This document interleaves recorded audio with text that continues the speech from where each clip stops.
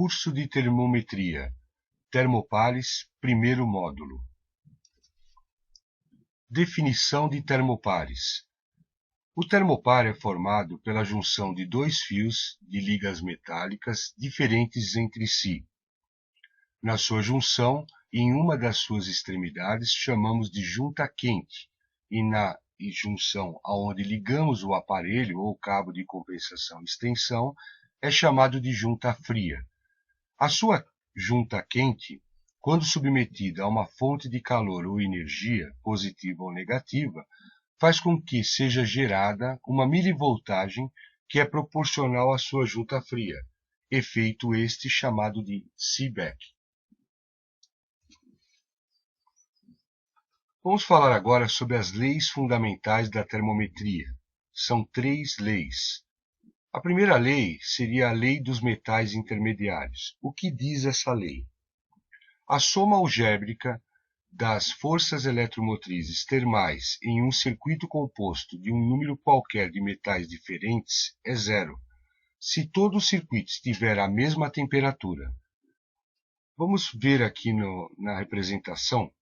Aqui é uma representação típica de termopar.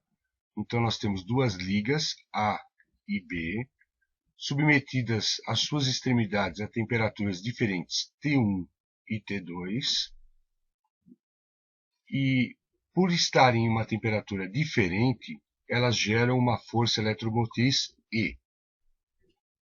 Vamos supor que na liga A, nós fazemos aqui, rompemos e colocamos um material diferente C, aonde teríamos T3 e T4, que seriam temperaturas iguais. Então vamos supor que T3 seja igual a T4. Quando acontece isso, mesmo colocando um material diferente em uma das condições das ligas dos termopares, ou em uma das ligas, ou nas duas ligas, é colocado esse material diferente e as suas extremidades estão à mesma temperatura, isso de nada afeta a medição. Bom, essa é a lei. Vamos ver na prática onde isso pode ser utilizado. Exemplo 1. O bloco de ligação, localizado internamente ao cabeçote.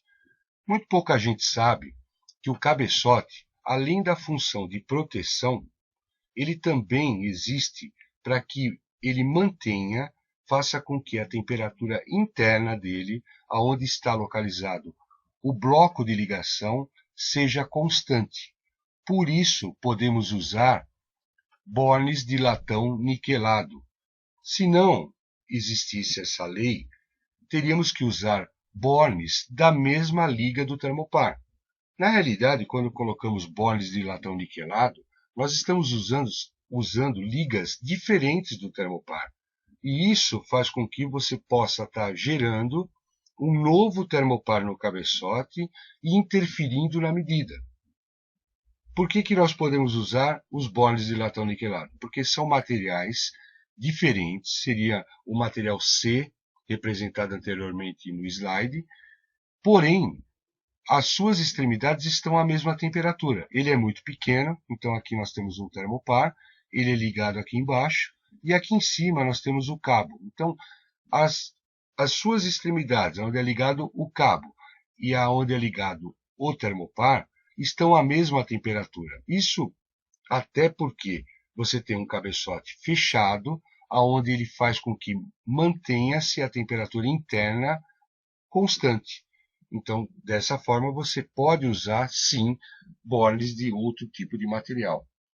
Eu já vi na minha experiência profissional empresas que pediam que o borne de latão niquelado fosse substituído por bornes da mesma liga do termopar utilizado. Então você vê, a lei dos metais intermediários existe e ela existe justamente para ser utilizada. Então você não precisa comprar termopares com bornes da mesma liga do termopar. Não tem sentido. Um outro exemplo dessa lei na prática. O conector comum como ligação de cabo de compensação. O conector compensado, normalmente usado para fazer ligação em aparelhos, é muito usado também para fazer emenda de cabos. Então, você pode usar o conector compensado para fazer uma emenda de cabo. Eu poderia usar aqui um conector de cobre comum, por exemplo? Posso. Pela lei dos metais intermediários, eu posso usar um material C, desde que as suas extremidades estejam à mesma temperatura. Normalmente, esses bornes de cobre, eles são extremamente pequenos. Então, a chance de você ter aqui uma temperatura entre as suas extremidades diferentes é muito pequena, quase zero. Então, você pode sim usar conectores de cobre comum para fazer a ligação. Existem empresas, por exemplo, que ligam termopares em painéis onde existem borneiras de cobre. Então, o painel aí nessa situação vai estar fazendo a função do cabeçote, de manter o local interno sob a mesma temperatura. E você pode usar normalmente essas borneiras de cobre. Um exemplo 3. A solda feita na junta quente, agregando material diferente. Da mesma forma do borne de ligação, a hora que eu faço uma solda no termopar, eu estou agregando um material diferente. E agregando material diferente, pela definição de termopares, eu estaria criando um novo termopar na sua extremidade. Porém, isso não faz a mínima diferença, porque a lei dos metais intermediários diz o seguinte: quando eu coloco aqui um material diferente nas ligas que compõem o termopar e as suas extremidades estão à mesma temperatura, é como se não existisse esse material diferente. Então não importa que eu faça uma solda pequena de topo, que eu faça uma torção e uma solda pequena de topo, que eu faça uma solda de topo exageradamente grande, ou faça uma torção com uma solda exageradamente grande. Se as suas extremidades tiverem a mesma temperatura, de nada isso vai acarretar problemas.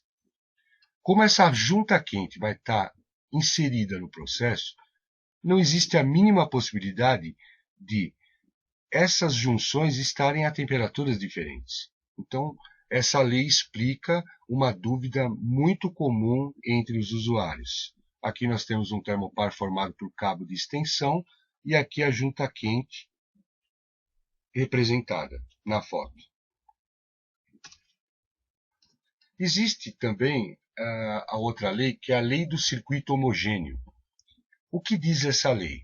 A força eletromotriz termal, desenvolvida em um circuito termoelétrico de dois metais diferentes, com suas junções às temperaturas T1 e T2, é independente do gradiente de temperatura e de sua distribuição ao longo dos fios. Então aqui nós temos novamente a representação de dois metais A e B, temperatura T1 e T2 diferentes, eu gero uma milivoltagem e na extensão desse termopar eu posso aplicar uma temperatura T3, eu posso aplicar uma temperatura T4 ao longo da liga e isso nada vai interferir. Aonde é aplicado isso na prática? Em altas temperaturas, o termopar de isolação mineral muitas vezes é usado para transpor locais onde existam altas temperaturas. Então, eu posso fazer termopares minerais de 5 metros, 10 metros, 20 metros, 30 metros. E ao longo dessa bainha do termopar, ele pode passar por locais quentes. Então, a medição desse termopar independe dos locais por onde ele passa e do aquecimento dessas ligas na extensão da mesma. Então aqui nós temos uma foto de termopares minerais longos para transpor locais quentes, onde, por exemplo, o cabo de compensação não poderia suportar. Então eu tenho ligas aqui, normalmente em inox 304, 306, 310, Inconel, Microbel, que são longas e o suficientemente grandes para transpor locais aonde o cabo, por exemplo, não conseguiria fazer o seu papel, devido à isolação, ser de PVC, de Teflon, e suportar temperaturas baixas. Finalmente, temos a lei das temperaturas intermediárias. Essa lei é muito importante porque é através dela que nós conseguimos comprovar como é que o termopar mede. Então, o que diz essa lei? A força eletromotriz produzida em um circuito termoelétrico de dois metais homogêneos e diferentes entre si, com as suas junções às temperaturas T1 e T3, respectivamente, é a soma algébrica da força eletromotriz desse circuito, com as junções às temperaturas T1 e T2, e a força eletromotriz desse mesmo circuito com as junções de temperaturas T2 e T3. O que significa tudo isso? Nós temos aqui 3 pontos de temperatura, 538, 38 e 24. Então, basicamente o que ela diz? Se eu tiver aqui um termopar entre 538 e 38, seria uma força resultante, uma força eletromotriz resultante, E2. Entre 38 e 24, eu teria um outro termopar e a força eletromotriz seria E3. A resultante de 538 para 24 seria a somatória desses dois termopares, que seria E1. Aonde aplicamos isso na vida real? Aqui temos um termopar representado por cabeçote, um forno de ligação, aqui o cabo de ligação, um cabo de extensão, um cabo de compensação e um indicador registrador aqui representado. Essas 3 temperaturas que nós colocamos no slide anterior seriam exatamente a temperatura de 538, a do processo, 38 a temperatura no cabeçote e 24 graus a temperatura onde se encontra o aparelho indicador. É dessa forma que o sensor termopar, os termopares medem temperatura. Então ele é a resultante da milivoltagem entre o cabeçote e o processo, que seria aqui E2, então teríamos uma resultante de milivoltagem.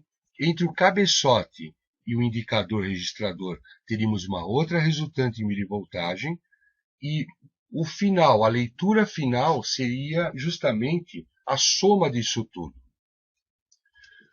Vamos ver aqui nesse circuito um pouco mais completo. Então, novamente 538, 38 e 24, e aqui a resultante. Então, entre o processo e o cabeçote, o que nós fazemos? 538, você vai na tabela de milivoltagem e verifica qual a milivoltagem referente a essa temperatura. 22,260 milivolts. O cabeçote, 38 graus, novamente, vai na tabela e verifica qual a milivoltagem referente a 38 graus. 1,529.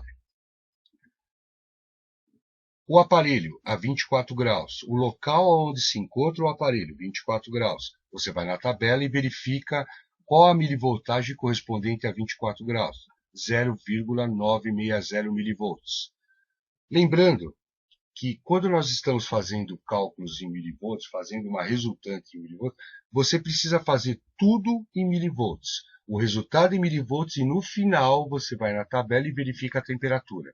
Então aqui, entre o processo e o cabeçote, 22,260 para 1,529, a resultante 1 menos esse daria 27,31.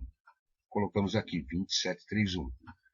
Entre o cabeçote e o aparelho, seria 1,529 menos 0,960, que daria uma resultante de 0,569 milivolts. Colocamos aqui.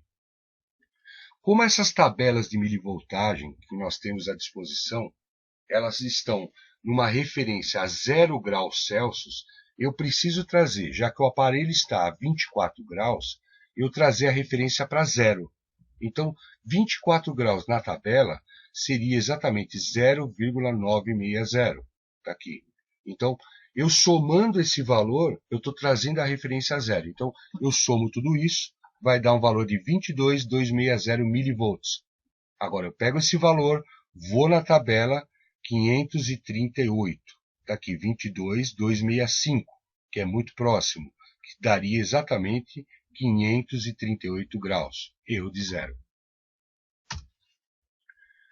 Aqui, para que a gente possa ver a tabela um pouquinho maior, 22,260, a tabela ela funciona as temperaturas, então 538, 22,265, 22,260 seria justamente a temperatura onde a gente encontramos o resultado aqui, que seria 538 graus. Então você vai na mais próxima. Fim do primeiro módulo de termopares. Fim do primeiro módulo do curso de pirometria industrial. Tratamos nesse módulo de definição de termopar, leis fundamentais da termometria, lei dos metais intermediários e lei do circuito homogêneo, e lei das temperaturas intermediárias.